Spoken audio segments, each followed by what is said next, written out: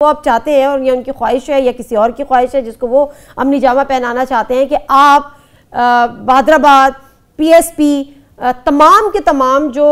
بکھری ہوئی M Q M ہے وہ اکٹھی ہو جائے، آپ بھی یہ خواہش رکھتے ہیں؟ میرے خیال میں ان سب میں سب سے پہلے میں نے ہی اس خواہش کو رکھنا شروع کیا، اس کا پرچار شروع کیا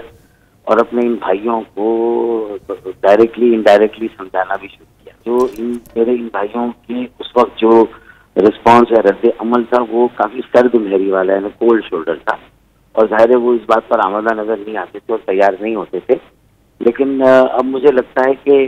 2023 میں جب یہ انتخاباتی ساتھ دکھے گی اور اس کی طرف جو ہے وہ سیاست جا رہی ہے، اور یہ جو گزشتہ مہینوں میں 2022 میں جو بائی الیکشن ضمنی انتخابات ہوئے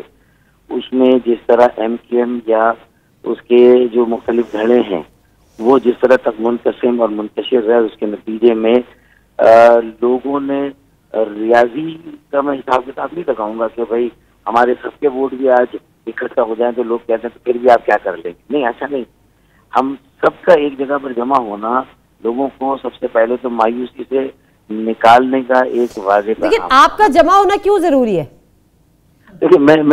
آپ کو بالکل صاف بتاتا ہوں، میں نے بھی ضمنی الیکشن لڑا نا 21 اگست 2022 NA 245 عامر لیاقت صاحب کی جو سیٹ خالی تھی نا۔ اچھا مجھے یقین مانے مجھے خود 85 لوگوں نے کہا کہ آپ کو ووٹ نہیں ڈالیں گے، نہ ایم کیو ایم کو ڈالیں گے، اس لیے نہیں ڈالیں گے، ہم آپ سے ناراض ہیں، آپ لوگوں نے وہ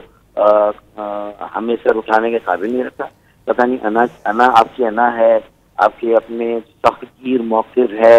آپ کو چاہیے کہ آپ کم از کم اپنے درمیان تو یکجہتی کریں۔